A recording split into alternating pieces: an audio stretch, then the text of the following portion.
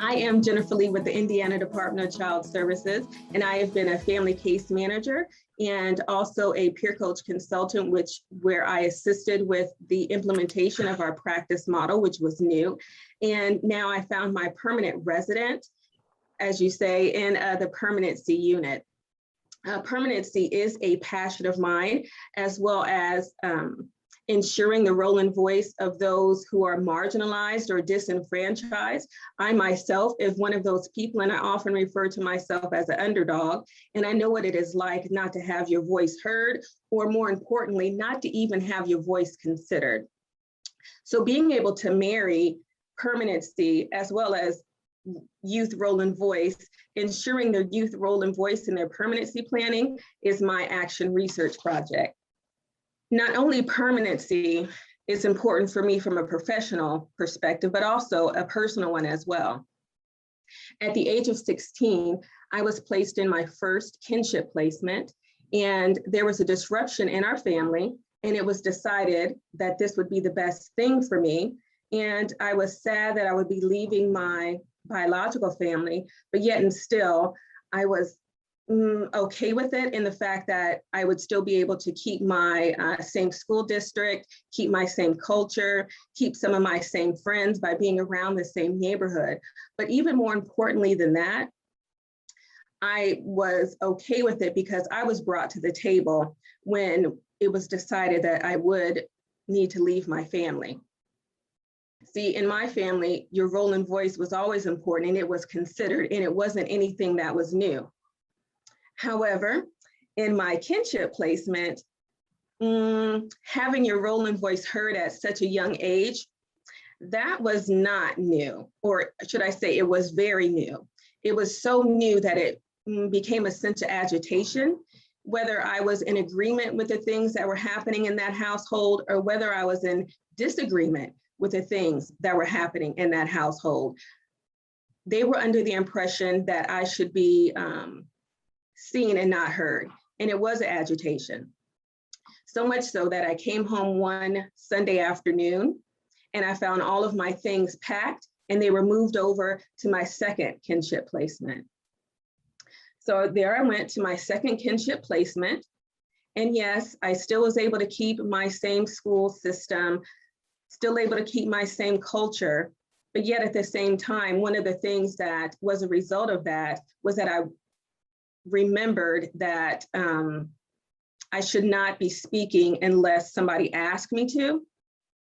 And I took that into consideration and became quiet. It was like, shh, and they might let you stay.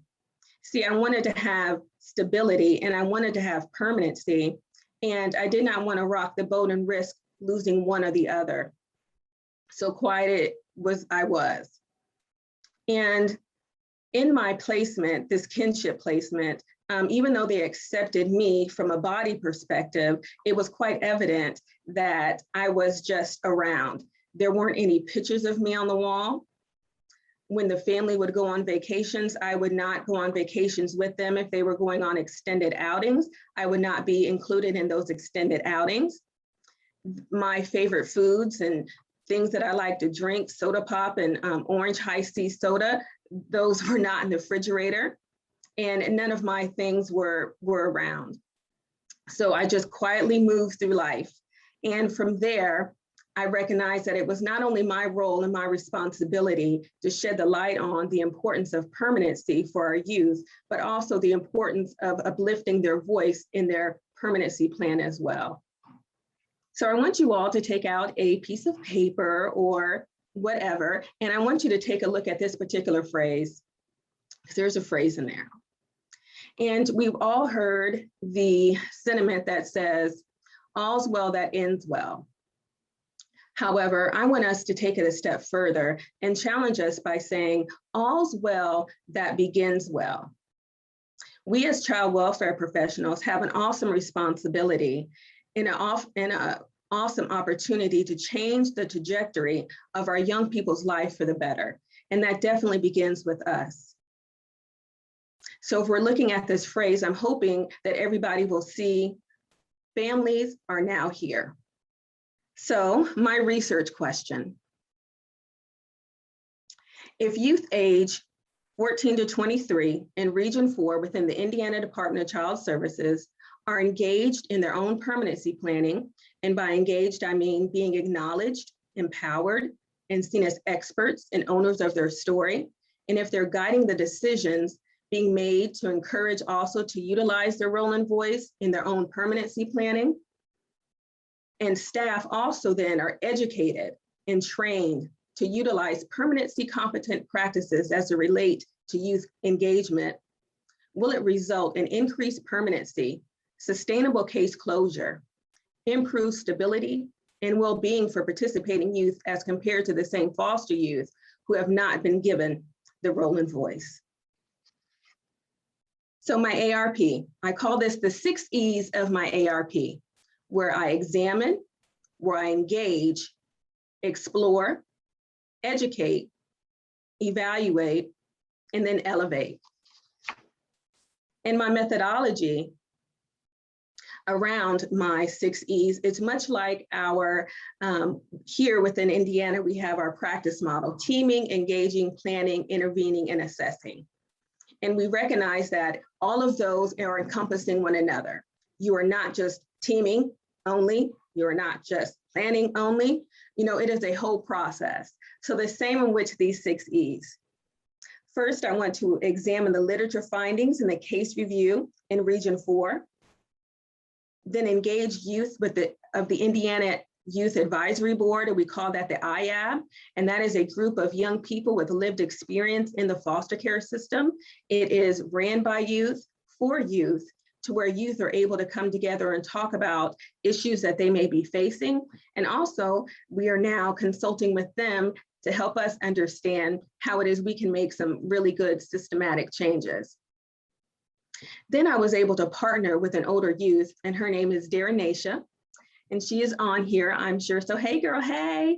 And we partnered together for a whole year, to which we had some conversations. I allowed her to tell me all about her experiences, and really learned a lot from her. Then also explored the youth and staff permanency perspectives. We have a lot of jargon within DCS, within child welfare, and what does it even mean when we talk about permanency? And then also hearing from the youth what it is their ideas and understandings is around permanency.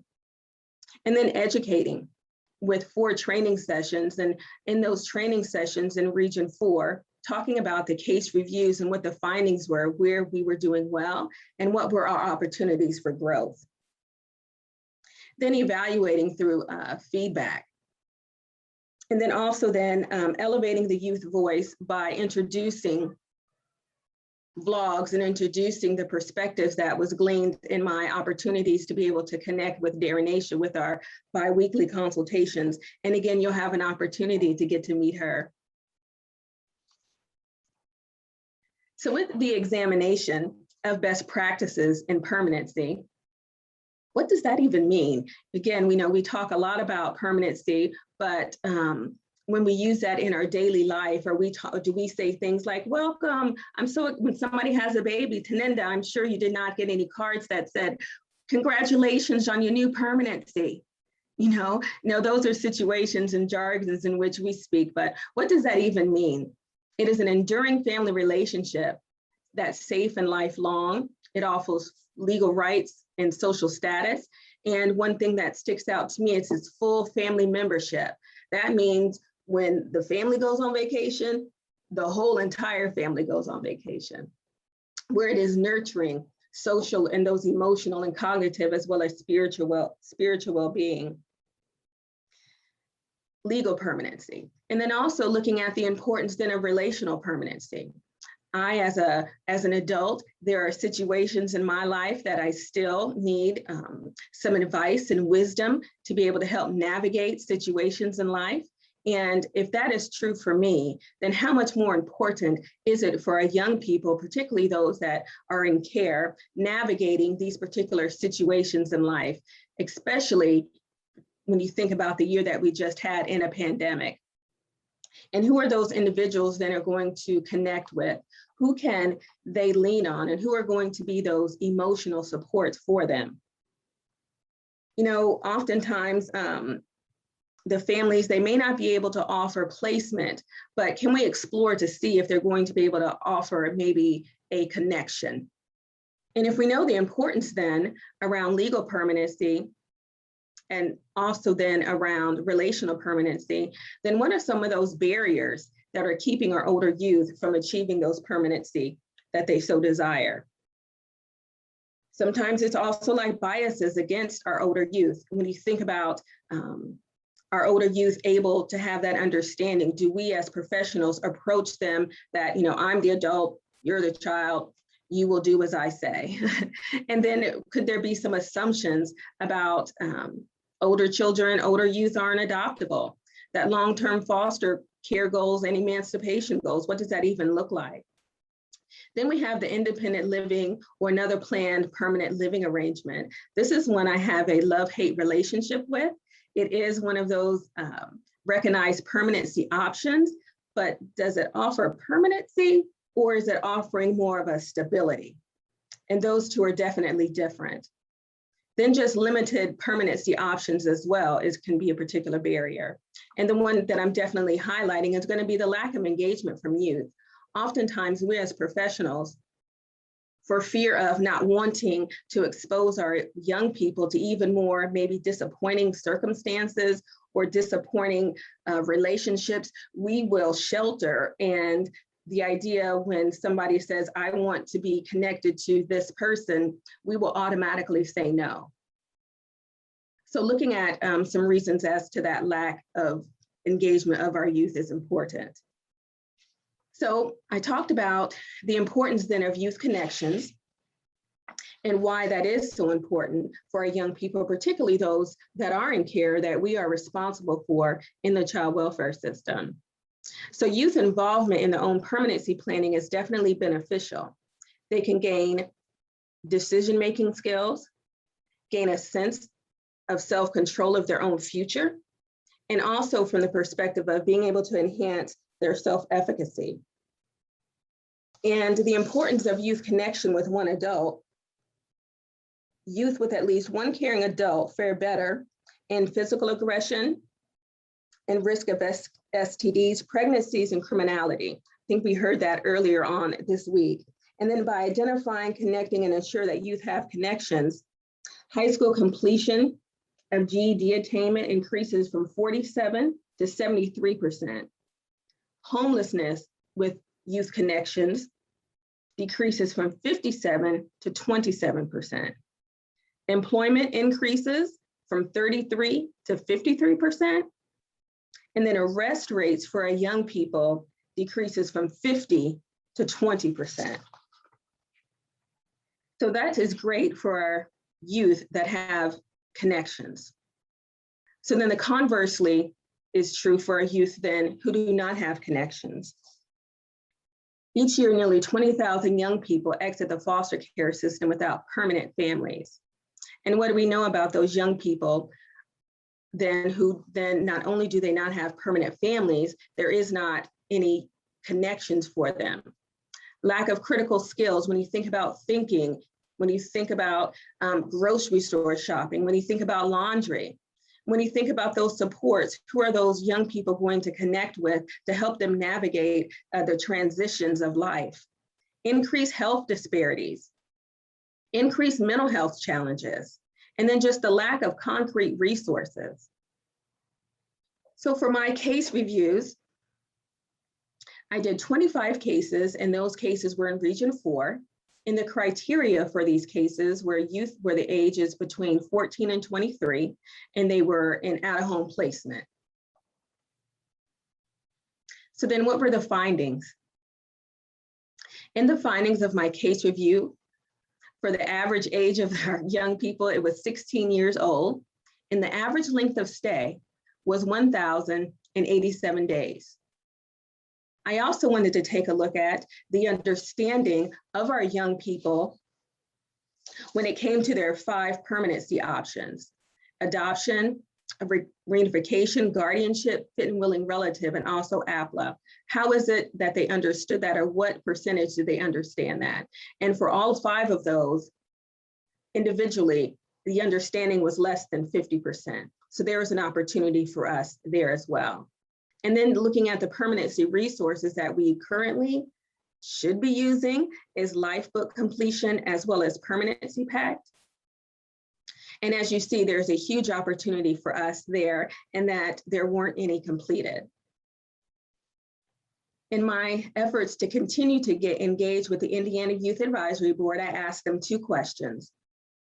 I asked them, did they want or would they have wanted to have their voice heard in their permanency? And I even switched that because I think when you think about permanency, you know, what does that mean? So I asked it to them this way. Did you want or would you have wanted to have your voice heard in your life?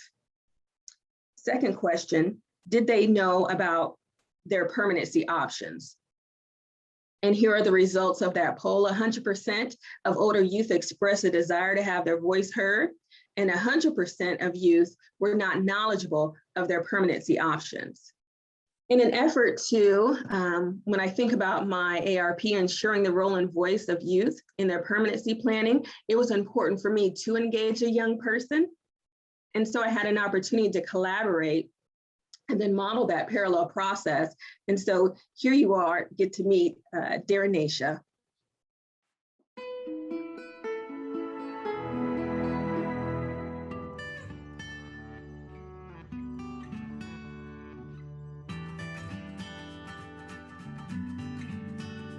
Hello everyone, my name is Darinacia Harrelson. I am actually 25 years old and I am a former foster youth.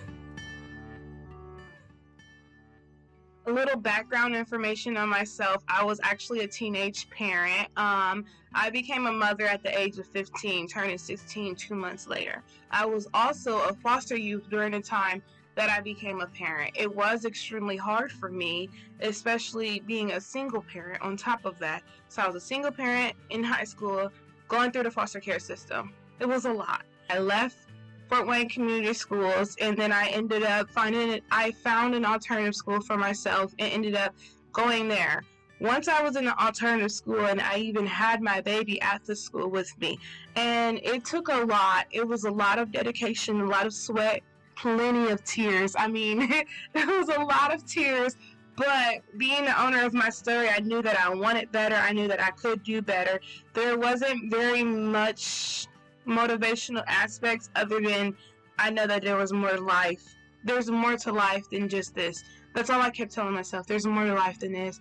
I know there's better out there. So I did end up graduating, and I kept saying, I'm going to walk when my baby walks. We're both going to walk together. I ended up graduating early from high school, and it was just such a big deal for me because as a teenage mother and a foster youth, it's just the statistics were against me. So I feel very accomplished and achieved for even the little success, the minors and the majors. And I think being an owner of your story will empower you to do better for yourself. Once you make your own decisions, of course you're going to want to do better. However it suits you, you know.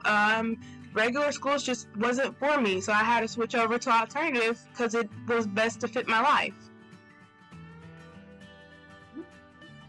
When I say that I am the owner of my story, I'm explaining that no matter my crutches or my tribulations and trials, that I have the power to write my own script, that I am in charge. I think that a power struggle is a big deal for foster youth because we're so used to being told what to do. I feel like we need to, when I say we, I mean professionals and youth, need to normalize thinking skills and engagement and just, you know, the process of our concepts for our future. We need to be more hands-on. I hate the idea that we're being, you know, told what to do, or we have to meet the goals that caseworkers are telling us. But what about the goals that we actually want for ourselves? So some youth may want to go straight into college, but college may not be for everyone. Maybe you want to learn a technical certificate or something, or maybe you want to go straight into the workforce. I feel like these things should be more accessible, like other options. There's no right way and there's no wrong way, but I think being an owner of your story is the way that you fit, that best fits you, your way.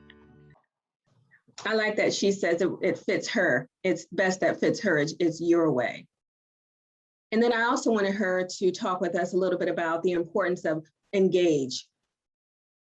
This leads me to engagement. I feel like engagement incorporates the youth, which will stimulate their interest. Once you have a part of your decisions, it makes you want to do it more. Being told what to do does not always work, because we need to, when I say we, I mean foster youth, need to be engaged. We need substance. We need to feel something. So if we don't feel like we're involved, then it really don't matter. So, like, that's even as simple as asking a youth, what do they want for dinner? Because you're asking them their opinion, now they're thinking about it. And now it starts to just formulate, this concept like, oh, I have a decision. So I really feel like engagement can help, and actually will help. And it will actually increase the rate of permanency plan goals being achieved, because they're having an opinion and they're actually creating their goals so that they can, realistically do them. I like that. When you think about those critical thinking skills, it can be just as easy as asking, what is it somebody wants for dinner? So then exploring permanency perspectives when it came to staff, I asked them one word that they would use to describe permanency. What does that mean? And staff talked about stability, forever, security, family, belonging.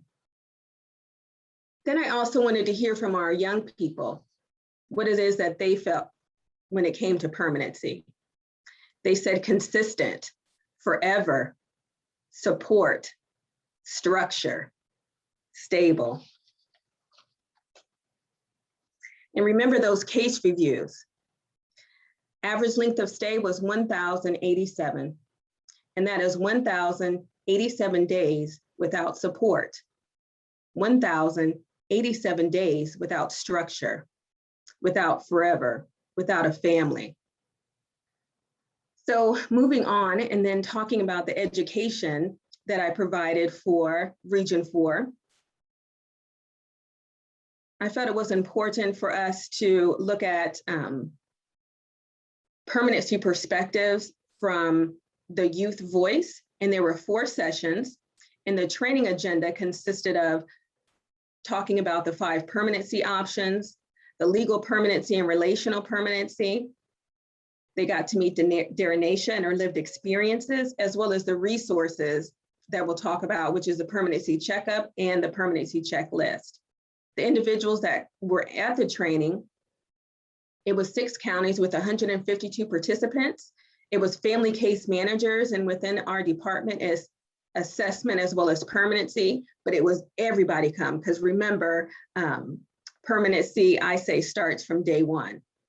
And the average length of time that individuals were employed with the agency was 5 years.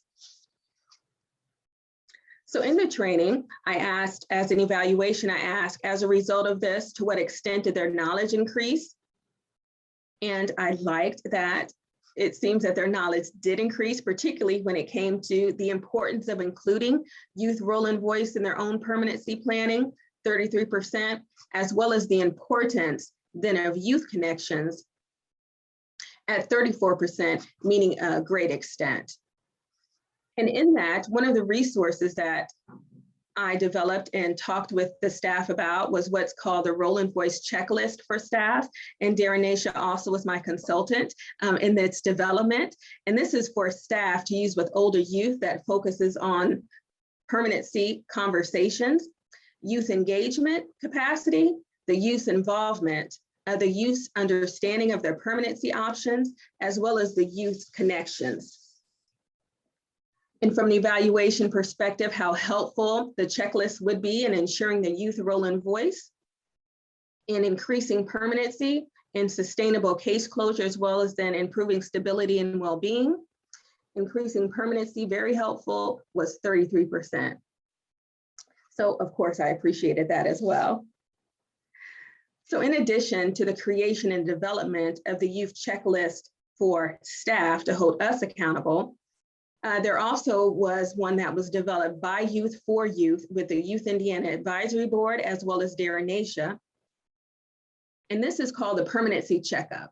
And this is to equip youth with the knowledge to engage in their own permanency plan. It allows them to take ownership and become their own advocate. And it's designed, again, to hold us professionals as they are honoring the youth's role and voice. And it's also designed to be accompanied by youth-led training. So this is a conversation and how the youth then are going to engage us in their conversation around permanency. And so in the youth checkup, 3 questions. The youth will ask us, what is my permanency plan goal? How will you help me put this plan into action? And who do you have listed as my important connections? So we are going to hear from Darrenacia again around the youth perspective. Back when I was like 16, the idea of permanency was not something to be considered. Yes, we had permanency plans, but did we really know what that meant at the time? I was really trying to get through my day-to-day life. So permanency just really didn't matter. I mean, honestly, I wasn't worried about my future because I had to survive the day. So coming from a day-to-day mentality to look forward to the future is kind of hard to do. I think every youth needs empowerment, or at least one adult that they can feel open with. I feel like that would have increased my security and raised my voice. I feel like my time during DCS, I followed the guidelines, I followed the standards. You know, you make sure everything is presentable for the time being because you don't want to be looked at in a negative perspective. But if a youth is allowed to be open with themselves and others, I feel like that will break the shell and allow them to vocalize more. It would make them comfortable.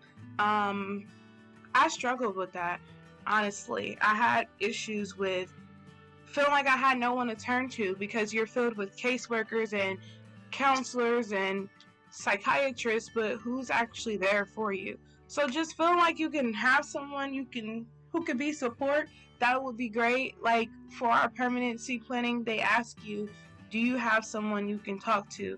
And we say yes, but like, is that really, like, do you really have someone to talk to? So I feel like caseworkers and managers, whoever the staff is, should implement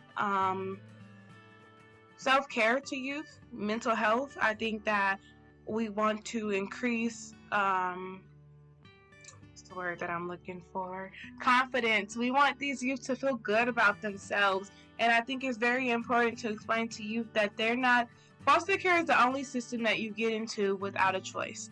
So it's very important to explain to these youth that it's not their fault that they're in the system, and that they're like, when you're a foster youth, we have the opportunity to succeed. So I think it's very, very, very, very important to let them know that we have all the tools to succeed. We just need to go about it correctly. So within permanency planning, I think it'll be essential that youth are engaged and encouraged, because we could be so big and our future is, there's endless possibilities, and we could do so much more. I like that. She said it's so big. The question comes to role and voice, and did I feel like I had that when I was in the DCS system? Honestly, I may have had a role and voice, but I was taught to be complicit. If I be a good girl, then I will not be rebellious. I figured if I listen or if I do things right, I will make it. So honestly, while I was in a DCS system, I was in survival mode.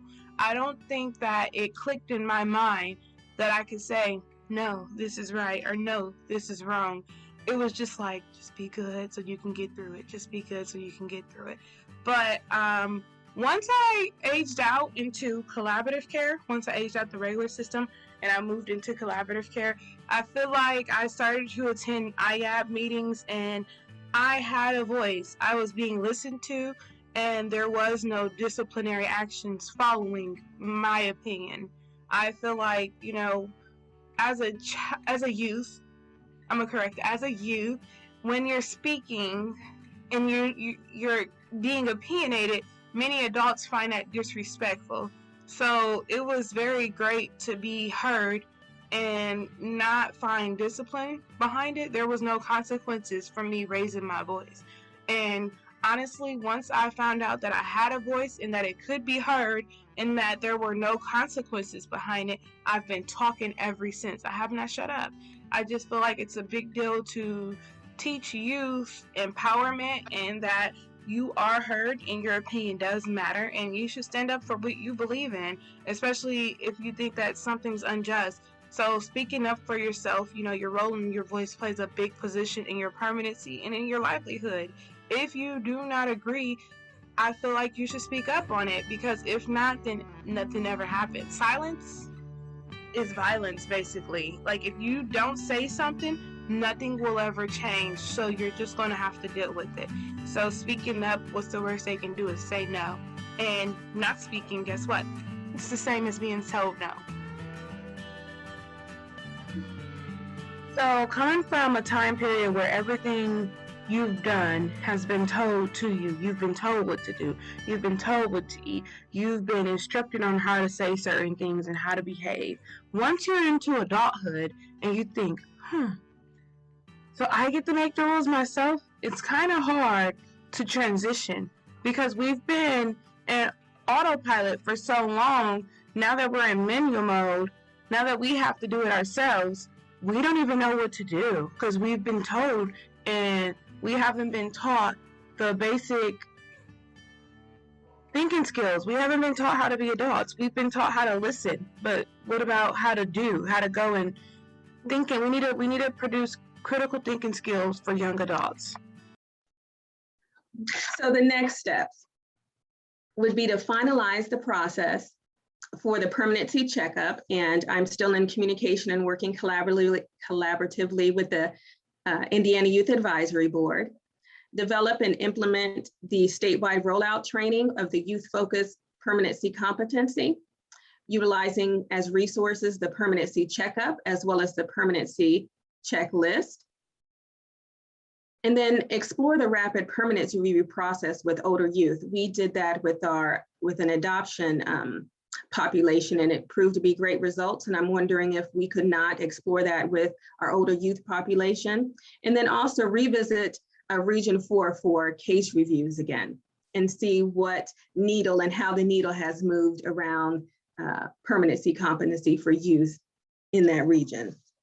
So the MPLD impact for me has been wonderful. It has confirmed my leadership journey. I feel that a lot of the times in a leadership position, you are called upon to make not so much popular decisions, and you can almost feel like you're alone. You have to be courageous, and you have to just step up. You step up and you step out. It can oftentimes feel like you're in a desert.